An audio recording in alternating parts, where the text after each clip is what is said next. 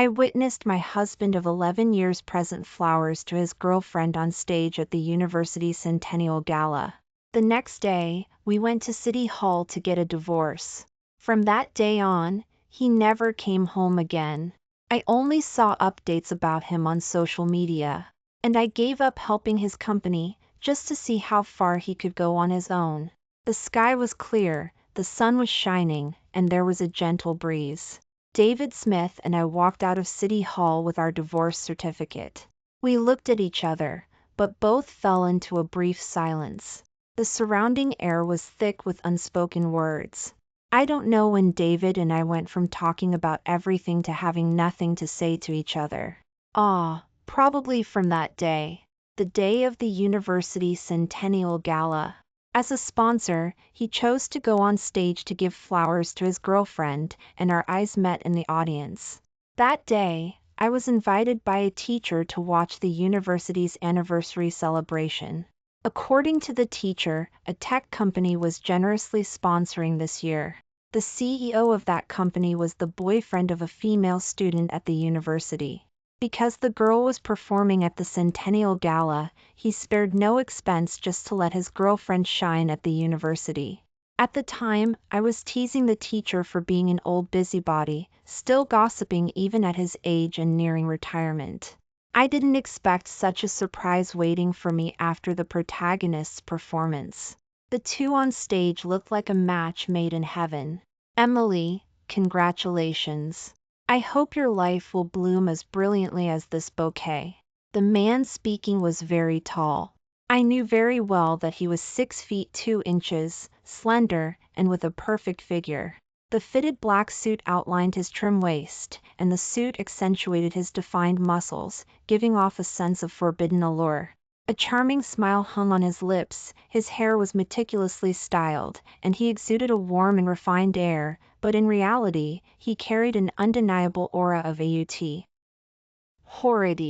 His long, strong, fair, and well-proportioned arm held a bouquet of red roses, which he presented to his beloved girl in front of everyone. That man was David Smith, my husband of 7 years. Teachers and other business executives who knew David and I widened their eyes and looked at each other in disbelief. "Want me to drop you off?" David Smith looked at me, slightly uncomfortable, and asked hesitantly, but it was just a perfunctory question, and I could tell he didn't want me to say yes. I chewed on his words repeatedly in my heart, sighed silently, and felt a strange pang of sadness. "No need, I'll just take a cab. I'm going back first.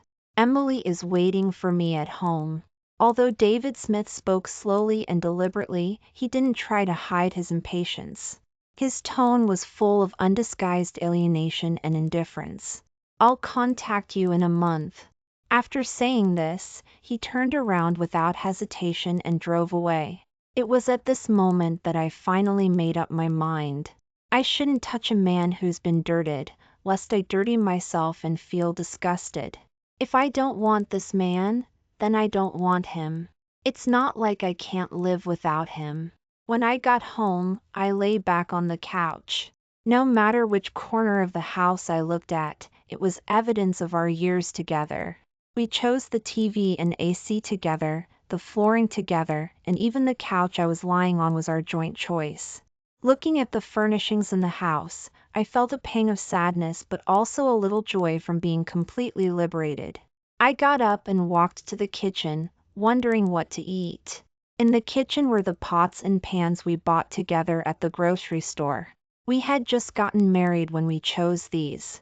I pointed to the pot, smiling at David Smith, who was pushing the shopping cart behind me, which also contained the vase we bought to decorate our wedding room and the fruits and vegetables to fill the refrigerator. "I want this one. I can use this pot to cook for you in the food tour, and then I'll bring lunch to your company, okay?" David Smith immediately agreed without hesitation. "Okay, but you don't have to do it often. Your happiness is the most important thing. If you don't want to cook, then you still have your husband, right? Husband will cook for you." We didn't cook at home often. At that time, the company had just been established. He was busy leading the development department to develop new program software. I was responsible for running the business and negotiating with other platform companies with the connections I had made over the years. Those memories made me lose my appetite instantly, so I could only cook some chicken noodle soup to fill my stomach.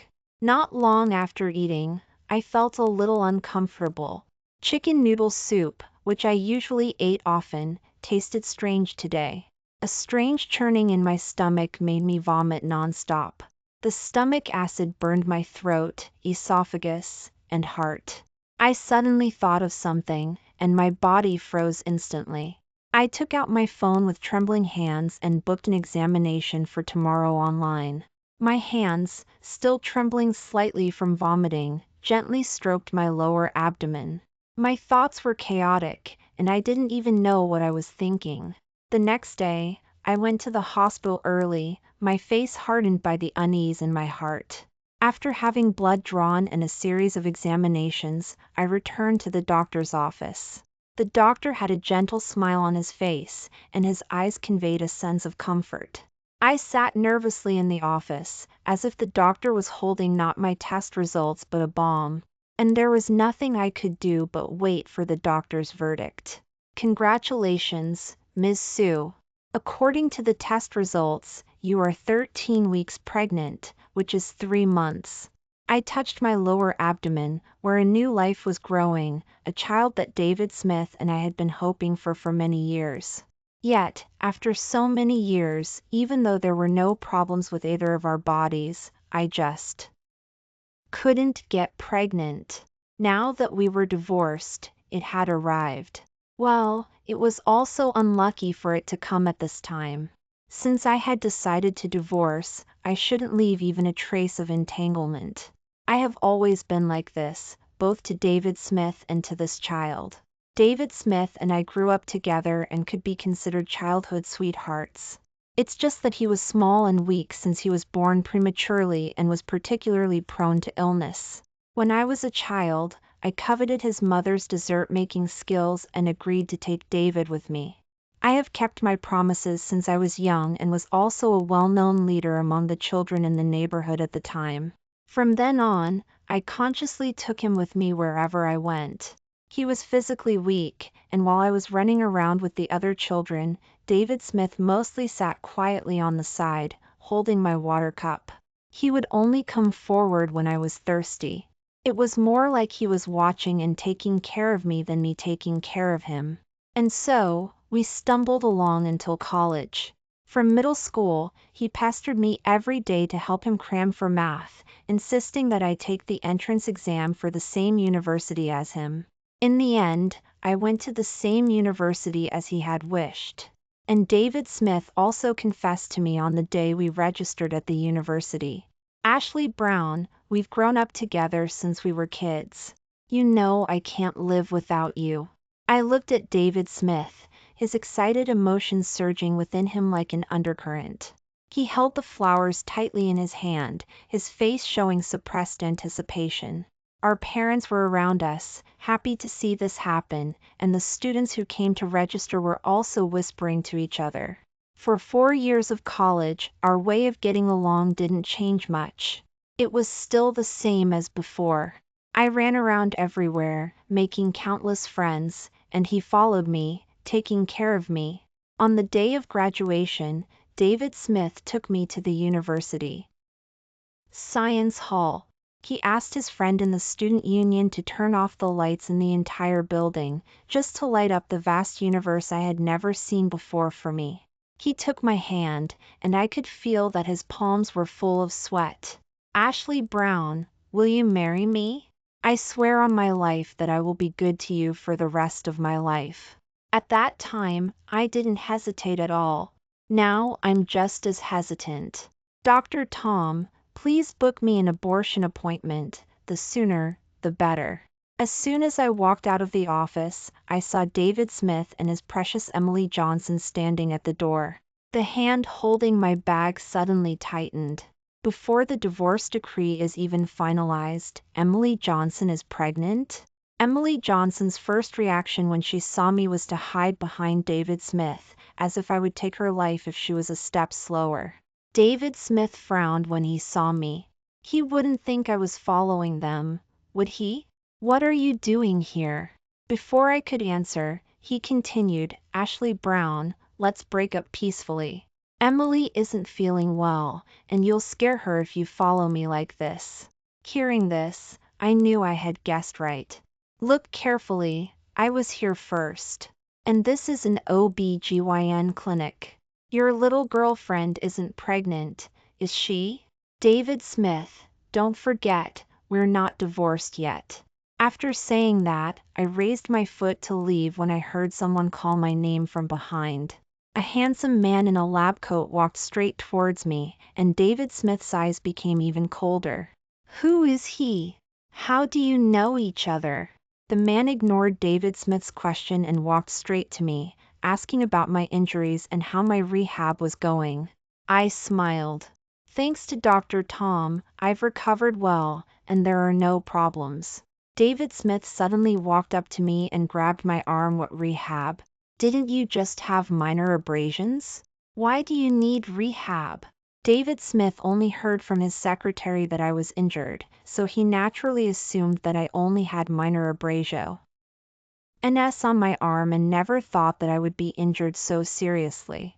As long as he paid attention to the length of my hospital stay or the awkward way I held things, he would know that I couldn't have just minor abrasions. Unfortunately, since I was injured, he was either busy with work or having sweet dates with Emily Johnson. He didn't have any extra energy to pay attention to me. What happens to my arm is none of your business, I said coldly. Don't forget, we're getting a divorce.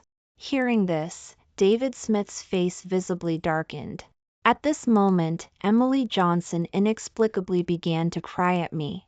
She cried with tears streaming down her face, making me look like an aggressive affair partner. Ashley Brown, I've always wanted to say sorry to you. I've also been telling David to cherish you and be good to you. It's all my fault that things have turned out this way. Whether you want to hit me, scold me, or do anything to me, I'll accept it. Faced with Emily Johnson's hypocritical apology, I said with a nonchalant expression, first of all, I'm an only child. Secondly, this isn't a movie, and even if you act well, you can only bewitch David Smith. Thirdly, your acting skills aren't that good. Seeing that I didn't commit and didn't rush towards her as she expected, Emily Johnson stiffened slightly, then covered her lower abdomen and looked at David Smith with extreme grievance. A look of heartache appeared in the man's eyes. He slowly put his arms around Emily Johnson, wiping away her tears while reprimanding me. Ashley Brown, there are 29 days in the divorce cooling-off period. You know my temper. Don't think about causing trouble. If we tear each other apart, you'll be the one who ends up embarrassed. After David Smith had left with Emily Johnson, Dr. Tom walked up to me. Ashley Brown, are you okay? That's how people are. When they face everything alone, they don't feel anything. But once they receive concern from others, they can't control their grievances. I looked at Dr. Tom with a tired face and just shook my head in silence without saying anything. The sooner, the better, and sure enough, the abortion went smoothly that day. After the surgery, David Smith never received any news from me again, neither phone calls nor text messages. I used to be so clingy to him, but now I'm so quiet. A week later, David Smith, drunk and reeking of alcohol, brought Emily Johnson back to our house. He embraced her and kissed her from the door to our bedroom, only to find me changing clothes in the walk-in closet. After changing, I walked up to them. Excuse me, I have something to go out for. The air seemed to freeze. David Smith subconsciously let go of Emily Johnson, then turned to his precious girl and said softly, Emily, go out first. Emily Johnson glared at me and obediently turned and walked out of the bedroom. All dolled up, with charming posture, David Smith stealthily pressed himself against me from behind while I was turning around to pick out a bag. He stretched his arms forward and trapped me between the closet and himself. Ashley Brown, dressed like this so late at night, are you going to see some wild man? I didn't expect a used shoe like you to be so popular. Like this? Like that? A top and skirt, clothes that are seen everywhere on the street, how could they be so unbearable in his mouth? And a used shoe? What a jerk. When did this man become so shameless? How come I didn't notice it before? I pushed him, but he didn't move. Then I'll have to do it myself. I slapped him hard across the face. Like what? A used shoe? Is that how you were raised? Don't forget that even though we're in the divorce cooling off period, I can still change my mind at any time. Don't blame me for making your beloved little darling an affair partner for the rest of her life. After saying that, I took advantage of his daze from the slap, pushed him away violently, and strode out of the walk-in closet. In the living room, I unfortunately ran into Emily Johnson, who was drinking water with a cup in her hand. Ashley Brown, you're dressed so beautifully. Do you have a date? I didn't expect you to be so quick to. Emily Johnson stopped talking. David Smith gritted his teeth as if he was about to say something insulting to me. I grabbed the water cup and splashed the warm water in the cup at Emily Johnson. If you talk back like that again, it won't be as simple as washing your mouth. The phone rang, and I answered it with a bright smile on my face as I walked towards the door. Seeing my light and brisk back, David Smith followed with a cold face. Until he saw me get into a silver car and leave without looking back, leaving him with a trail of exhaust fumes. Ashley Brown, are you sure about this? The man in the driver's seat spoke, his face stern, his eyes slightly downcast, full of unconcealed heartache. You know me, I never change my mind once I've decided. Charles Green, will you help me? I looked at Charles Green, staring straight at him.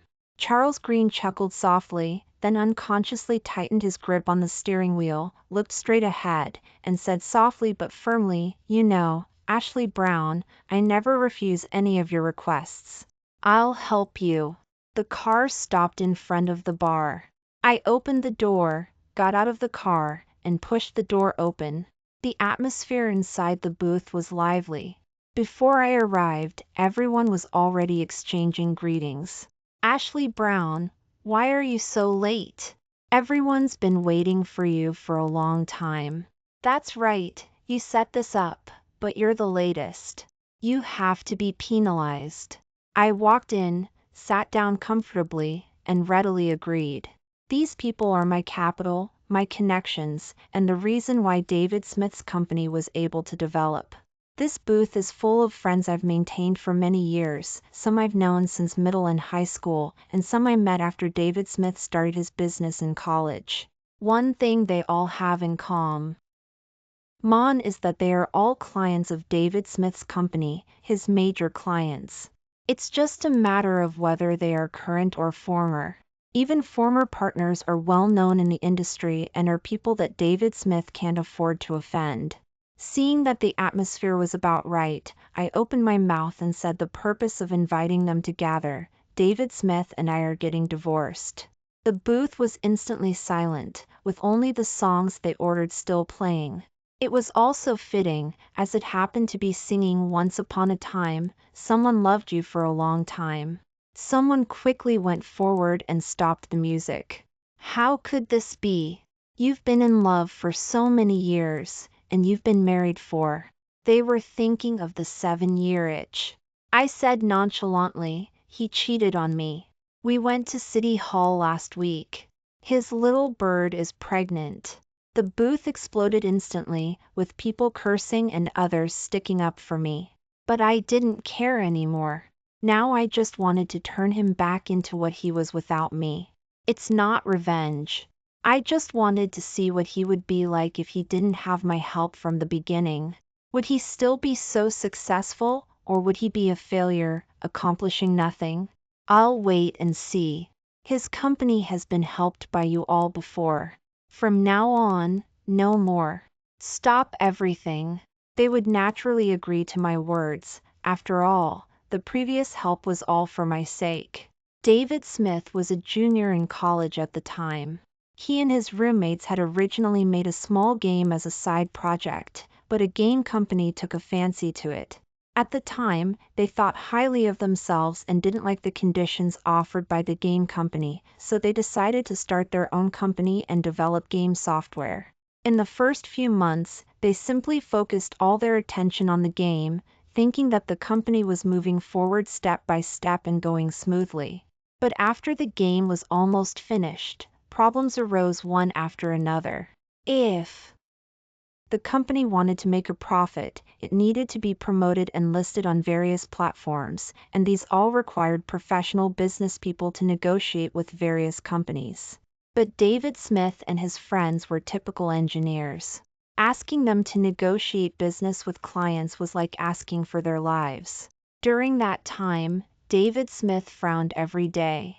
Even though he tried his best to suppress his emotions in front of me, I could still clearly see the impatience and anxiety in his heart. I couldn't bear to see him worrying about these things every day, so I told him to focus on developing the game, and I would help them with the rest. At first, David Smith declined, thinking that he could handle it and comforting me that he would take care of everything and let me wait until after graduation to marry him and be a rich wife. I didn't say anything and let him do as he pleased. Later, the company only spent money and didn't make any, and he became more and more anxious. One day, he took the initiative to tell me that he wanted me to help him negotiate with other companies about listing the game. I readily agreed. I had already researched relevant companies that could cooperate with his company when I talked to him last time, which was equivalent to having done the preliminary research work. With my cheerful personality and the connections I had made in various industries before, David Smith's developed game was soon launched on various platforms. From then on, David Smith's company went straight up, and soon after graduating in the second year, which was a year after we got married, he won the title of Internet Upstart. And I have been helping David Smith with various aspects of diplomacy ever since. The media, Weibo hot searches, and client platforms were all run by me behind the scenes. He also gave me 1/6 of the shares after I helped him negotiate his first deal.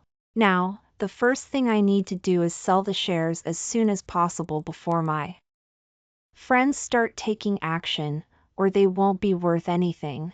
The night the news that I was going to sell my shares was released, I received a call from David Smith. His deafening roar came from the phone, as if I had done something outrageous. "Ashley Brown, who gave you the guts to sell the shares without telling me? How dare you?" I fiddled with my manicure and said casually, "I don't want you anymore, so how could I ever touch your company to help you again?" David Smith was so angry that he was incoherent, but there was nothing he could do. After a while, his tone softened. "I won't stop you from selling. Just name your price and sell them to me." "Oh, President Joe is so generous. I won't ask for too much. Let's do it at the market price. But this is just the price of the shares. The marital property is still as agreed, all the savings, cars, etc. I get 60% and you get 40%. After hearing my words, there was a 2-second silence on David Smith's side. "I don't have that much money on hand. How about this? You transfer the shares to me, and all the marital property is yours." Hearing this, I was stunned for a moment, and then I started calculating the approximate price in my mind. "No, your 40% isn't enough to buy the shares I have, and besides, you've spent a lot on your little bird, and I have the right to recover those. Ashley Brown, don't go too far. Know when to stop." He warned through gritted teeth, but I was fearless. "I advise you to come up with a better plan, otherwise, I'll sell it to someone else. Okay, in addition to all the marital property, I'll also give you my 3 apartments in the city center before the marriage. Is that enough?" Hearing this, I smiled lightly. "Then, thank you, President Joe. I'll go to your company tomorrow to sign the contract." One morning 2 weeks later, I arrived home and opened the door. As soon as I entered, I saw a man sitting on the couch, and I was instinctively startled. It was David Smith. He must have been up all night. His white shirt was wrinkled. His eyes were deep, and you couldn't read what he was thinking. David Smith roared at me through gritted teeth, "Ashley Brown, what did you do to Emily Johnson again?" As soon as David Smith opened his mouth, his voice was hoarse and unpleasant. Not to mention me, even he was startled. What did I do? Besides, whatever I did, it's none of your business now, right? I said indifferently. David Smith's face became more and more ugly. Where did you go all night last night? The man's tone, as if he were interrogating a prisoner, made me very disgusted, and I couldn't help but roll my eyes at him. Whether I go home or not is none of your business, is it? Just as I was about to ignore him and return to the bedroom, David Smith stopped me coldly. "Ashley Brown, I'm warning you for the last time, don't let your friends harass Emily Johnson. There's a limit to my patience." As soon as he said this, I immediately understood what he was talking about. Linda White is a well-known barista. A few days ago, in order to vent her anger for me, Linda White publicly asked to drink the coffee made by Emily Johnson in front of all the employees and customers in the coffee shop. After taking a sip, she commented on everything from the grinding to the temperature to the technique.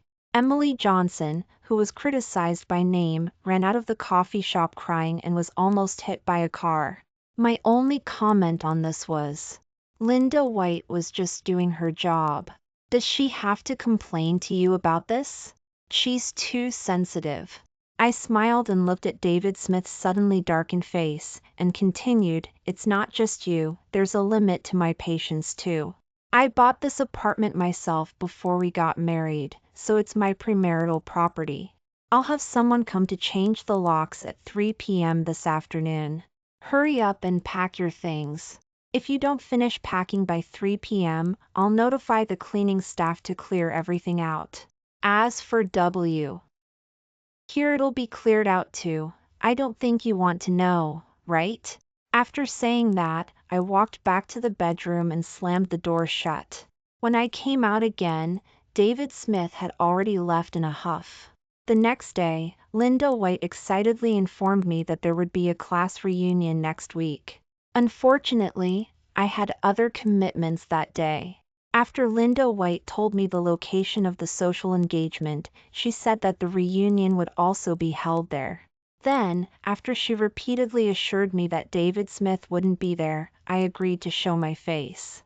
But when I pushed the door open, I was greeted by that cheating couple. Emily Johnson was intimately holding David Smith's arm, as if she had successfully taken his place, full of petty airs. In college, David Smith and I were a well-known couple model in the whole school. We held a wedding right after graduation, and the whole school knew about it. Now, in front of his former classmates, the two of them were inseparable and intimate, exchanging greetings with the many professors who had taught us. However, the expressions of the classmates and teachers in the booth were not very good. My relationship with my classmates and teachers was much better than David Smith's. I don't know where he got the courage to bring in a fair partner to the class reunion so openly. When the teacher saw me, she walked towards me. "Ashley Brown, what's going on?" "Teacher, David Smith cheated on me. It's the one he brought with him. I found out and divorced him, and now we're in the cooling off period." The teachers and classmates looked at each other when they heard this. The classmates who were chatting with David Smith and Emily Johnson also suddenly became cold. I don't have any shame about the divorce. Today, I'm going to nail David Smith and Emily Johnson to the pillar of shame and burn them. David Smith never expected that I would say it directly. I saw him glaring at me, and I nodded at him slightly. Then, I turned around and chatted with the teachers and classmates. When it was about time, I said goodbye to the teacher. After all, I had other commitments to go to. As soon as I went out, someone grabbed my arm from behind, and when I turned around, I saw that it was David Smith. Is the problem with the company you're doing? Oh, have they already started taking action? Counting the days, the cooling off period has passed 29 days, tomorrow is the 30th day. I should be able to get the divorce decree the day after tomorrow. What does your company have to do with me? I've sold all the shares to you, and the business has been completely withdrawn. Are you trying to blame me now? David Smith was stunned for a moment. He probably didn't expect that I could let go of the company's affairs so easily. I have something to do. Oh, right, tomorrow is the last day of the cooling off period. See you at City Hall at 10 a.m. the day after tomorrow.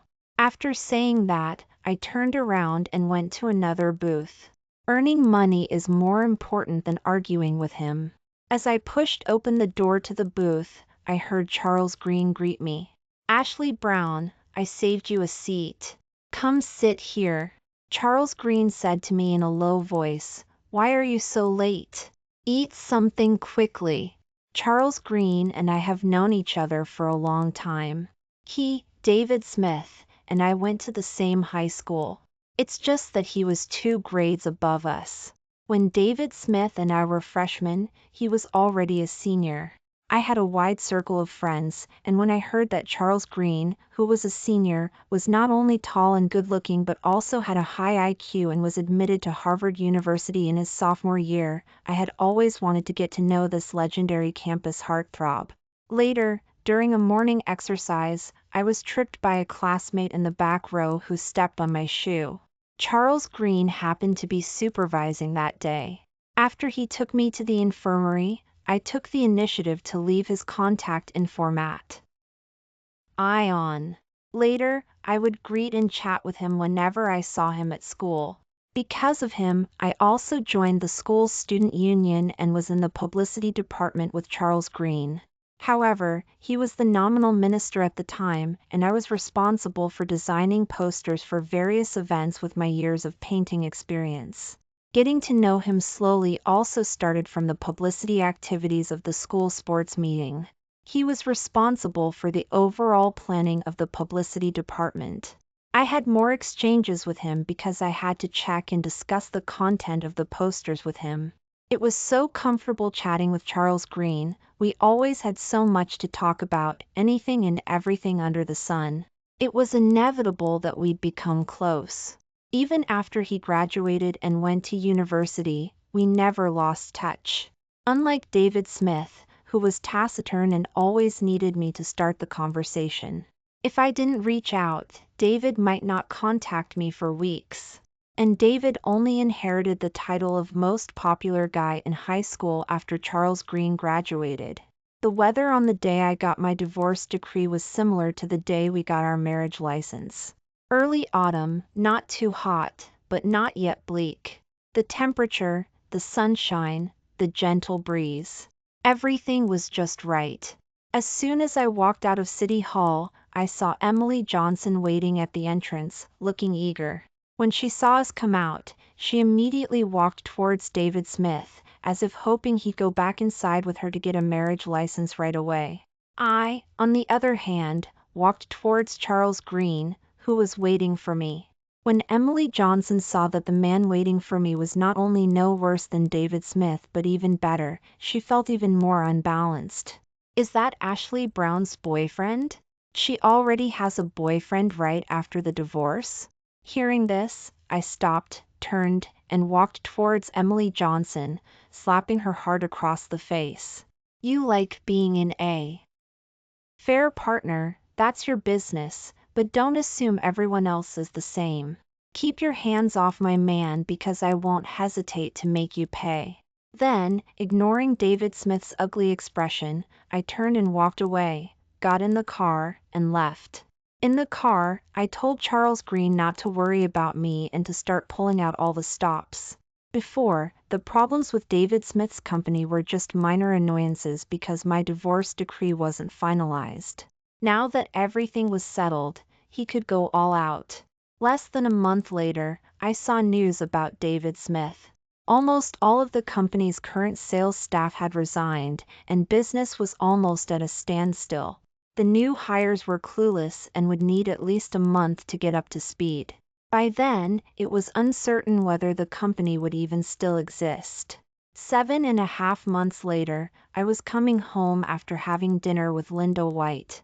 In the distance, I saw a figure pacing back and forth in front of my house. As the car pulled in, I realized it was David Smith. Shouldn't he be enjoying the company of his beloved affair partner? What was he doing here? Ashley Brown, you're back. How have you been lately? As soon as David Smith spoke, I felt a headache coming on. What was this all about? Hold on, Mr. Joe. Please call me Ms. Sue. What brings you here? Interrupted by me, David Smith looked dazed for a moment. Ashley Brown, is what happened to my company you're doing?